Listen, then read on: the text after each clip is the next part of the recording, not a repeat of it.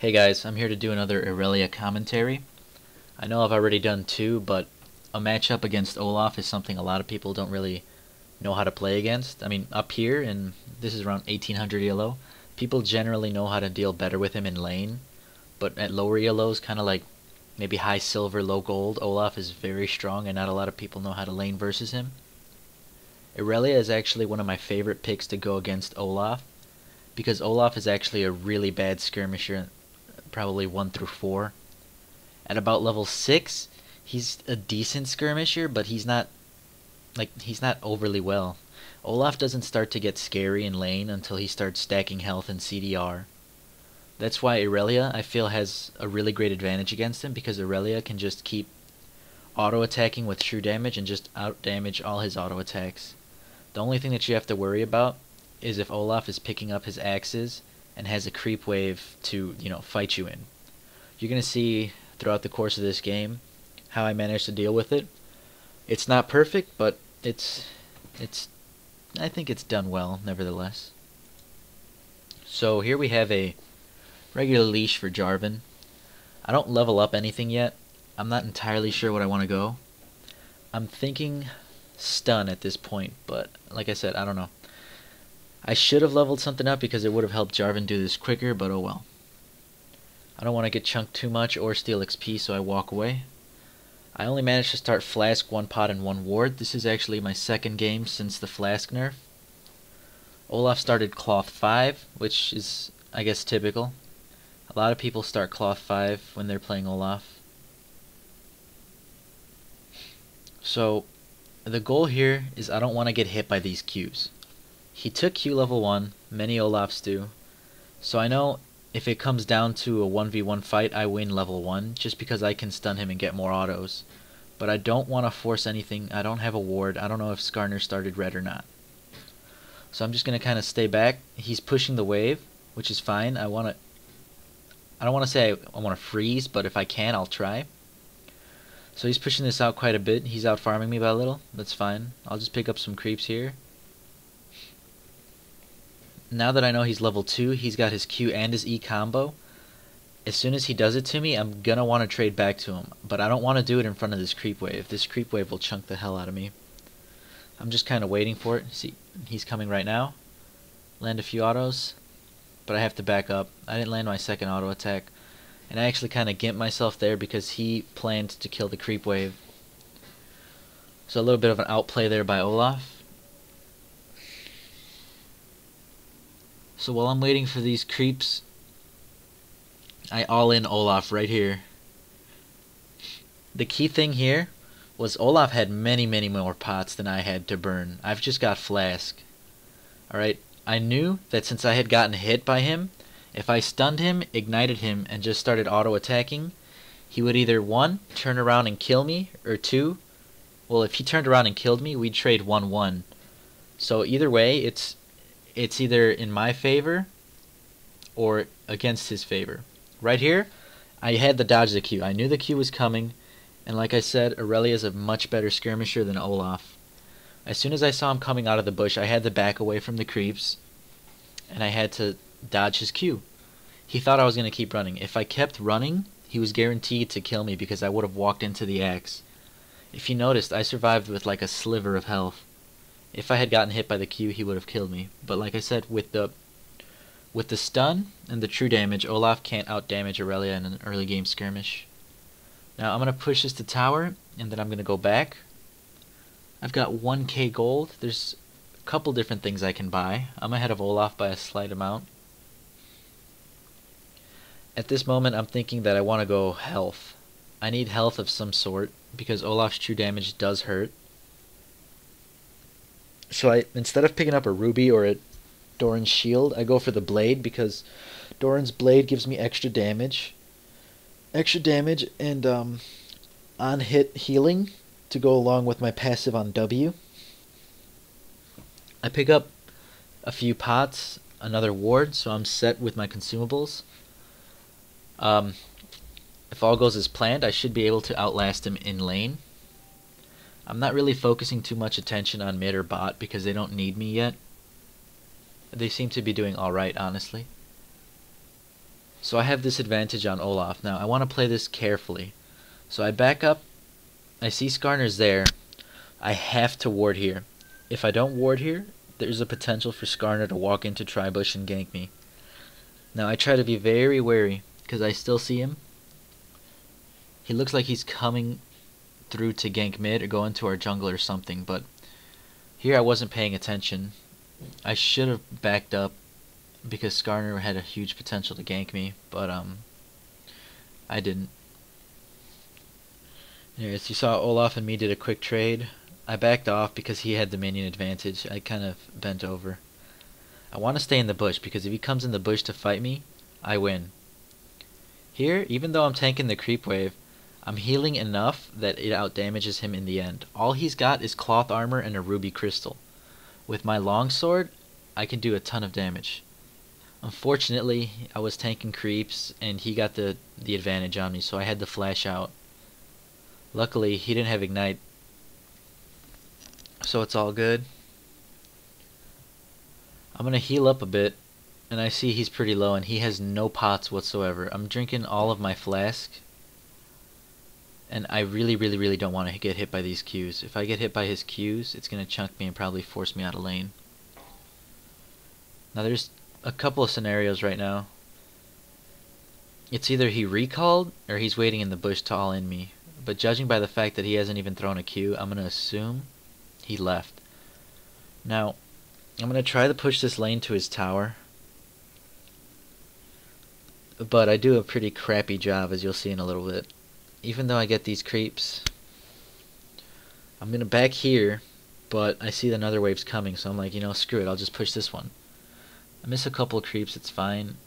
But my real issue was that he still gets the majority of this wave and all this experience, because I did a shit job pushing. But I couldn't stay because he's probably got pots on him right now. Now, in my best interest, I need to pick up health again. I still got the damage advantage on him. I need to pick up health, and I'm going to pick up an elixir of fortitude. Now, you would think, why not health pots? Why don't you get health pots? Well, because if you look at Olaf, he's nearing critical mass, which is at level 6, he's just going to get stronger, and he's going to get stronger, and he's already started to, you know, stack health and CDR. He's got an early Kindle gem. The goal behind this is that my flask will keep me sustained enough as long as I don't take enough harass, or too much harass, but when he tries to all in me, my elixir is pretty much going to cancel out one of his E's, because it's an instantaneous health. It's not a heal over time, and it can't be reduced by ignite. He's pushing the creep wave again. I want it to come towards me. I don't want to get chunked again, so I'm immediately running back.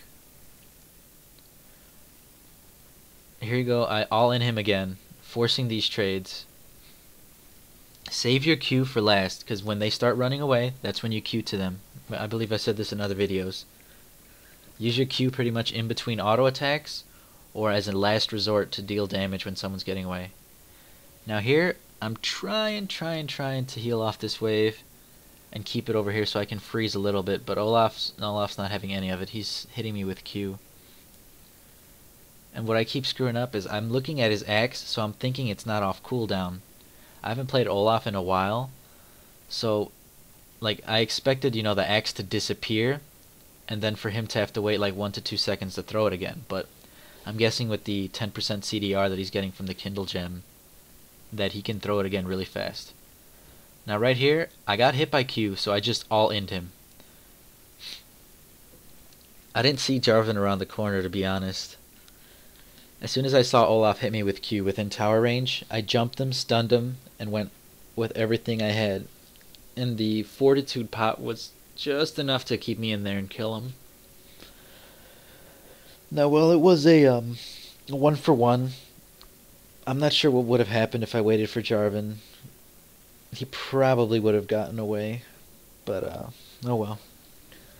So I pick up Tabi to get some defense against the Qs, because I'm not doing well dodging them today. I see something's going down middle. I wanted to head there, but then I just decided to go back top. At this point, I've only got one pot and one ward. I gotta make this last, but I've still got my fortitude on me. He's now picked up a giant's belt, but with the fortitude and the ruby crystal that I have, I almost have the same amount of health, meaning that all he's got invested in his gold is health. I've actually got damage and resists. Again, right here, I'm going to just chunk him. That he can't fight me. No matter how hard he tries, he really can't. Now, I could have tried to flash him, but I'm pretty sure I would have been out of range. And I forced him out of lane, so there was no need for me to pursue him. Because it's small victories that win lanes, not, going all in and dying. If I would have even traded 1 for 1, it wouldn't have been worth it. Because all these creeps right here, I'm getting an advantage in experience, an advantage in gold, while he's missing out on all of this. This is why people push the tower, so that the tower kills all the creeps and they come back and reset. He's missing maybe a wave and a half off of this. Now I'm going to ignore tower and just get these creeps, because the creeps are free. But I back off that last one, because if I get hit by Q, he's just going to chase me, all in me, and without my ultimate, I'm not sure if I can, 100 to 0 him. I drop a ward in the center. Notice that I dropped it in the center instead of that corner I always ward in. The reason for this is because I didn't see Olaf in lane, and I didn't know where Skarner was. So if Skarner was anywhere near that edge, he would have pulled me.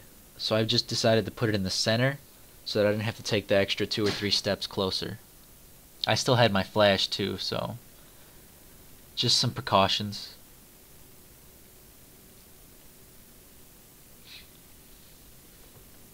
Mid lane, Skarner's there, so don't have any worry about going in on Olaf. He's going to try to all-in me again, but I've got my creep wave. I'm planning it out just right. Again, I'm not going to flash him, because it's not going to kill him. And actually, it's a really good thing I didn't flash, because Skarner came and I wasn't paying attention. Now what I'm doing here is I want Skarner to use his ulti. I'm baiting time until my ignite comes up. As soon as it comes up, I kill Olaf before he has a chance to E me. I walk in the bush. As soon as my W's up, I bring him over here, and I fight. The reason I walked into the bush is because I knew if I fought Skarner back where I killed Olaf, I was going to be tanking some of his creeps. But instead, by bringing him in the bush, it bought me time to avoid 1 auto attack, bought me a second. I broke minion aggro, and as soon as he walks in the bush, he took aggro from my minions, and I had Blitz and Ez to help me. Now remember, the entire time I was drinking my flask and my pots during that little skirmish. Irelia is really good. You just have to manage your cooldowns. At this point, I've got tons of stuff going on for me. I think I'm 4-1. My CS is but I've been forced out of lane a lot. Now, I finished my phage, and I wanted to get a stinger, because I don't have any sort of tenacity, and I really need these Tabi for Trist and Olaf later. The stinger gives me CDR and attack speed, but I didn't want to buy 2 daggers, because I need these wards. 2 daggers is going to, give me slight edge and damage? But the wards keep me alive, so I'd rather have that. That spot I warded will let me know if anyone's heading up from mid lane that way. The only other way they can go is a long way. But my team is pushing middle, so I'm going to take the initiative and just push top. I had gotten blue buff earlier from Skarner, so I'm just going to repeatedly use all my skills as much as I can. I'm not worried about mana. There's a lot of pressure middle and bottom.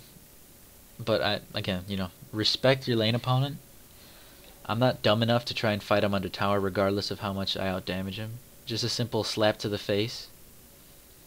Here, I know Jarvan is here for sure. Olaf's, one of Olaf's counters is Jarvan, believe it or not. Just because Jarvan, no Olaf takes flash. No, sensible Olaf takes flash. So Jarvan can pretty much ult Olaf and either get him killed or just EQ out of it while Olaf's stuck in there for a little bit. I'm going to continue pushing. I probably should have gone mid to skirmish, but it went well without me. It went really well, actually. Now, if I had been paying attention, I would have been able to catch Tristana there, but oh well. So, Olaf comes back in lane. I'm choosing not to stay and push this alone. Maybe I do stay, I don't remember. Oh yeah, hit him a little bit. He's got a lot of health now. And I know since he wasn't chasing me that there was nobody to back him up, so I have no problem staying a little bit extra. The key giveaway when someone is ganking you and you're playing against Olaf is he will Q you and he will try to pick it up. I mean, he does this of course when you're dying to him, but you know, you get it. You get the point. I know Jarvan's here again, so we just pull the same shit, but I ignite him. This time it was a waste. I thought Jarvan's ult would be up. It's fine. Skarner shows up, and I thought Skarner was going to initiate, but he's not. Like, I'm trying to stay with Jarvan in case shit goes crazy, but it looks like it's fine. I need about 100 gold for my Zephyr, because that's where I'm going to get my tenacity and attack speed. I chunk Skarner so that my team has free reign over Brand. He has a fail smite and I still take his big creep. And they pull him. I was walking the Triss to see if she was dumb enough to get stunned, but she jumped away.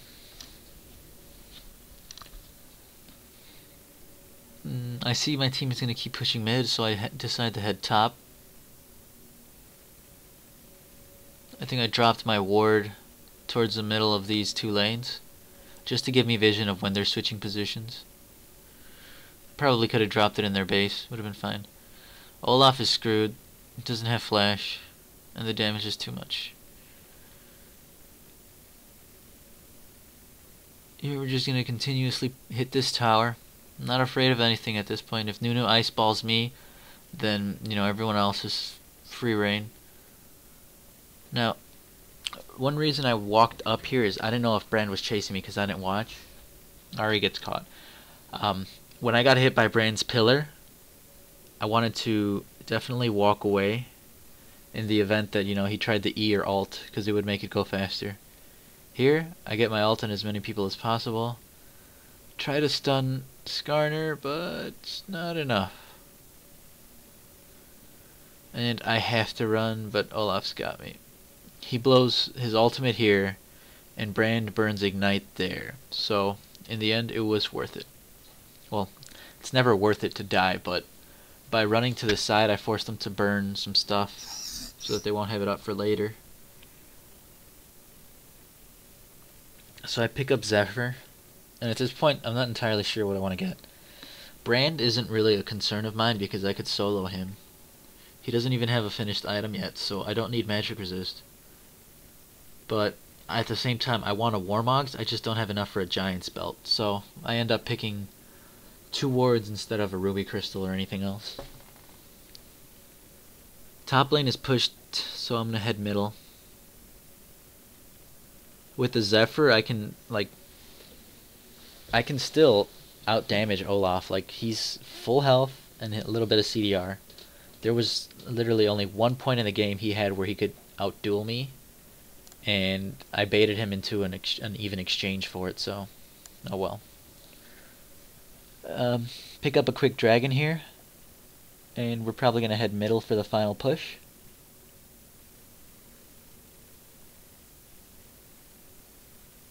Blitz is actually putting a lot of pressure on Trist and Brand. Brand is dead. Now I see Skarner's probably going to pull someone, so I'm going to jump on Trist because they're focused entirely on my team. I ignited and I ulted, but I didn't kill her, but Ezreal did, so I did my job. Olaf's ulting again, and we get the Jarvan dunk on Olaf because, yeah, he can't get away. I didn't pay attention to how Skarner died, but what's done is done.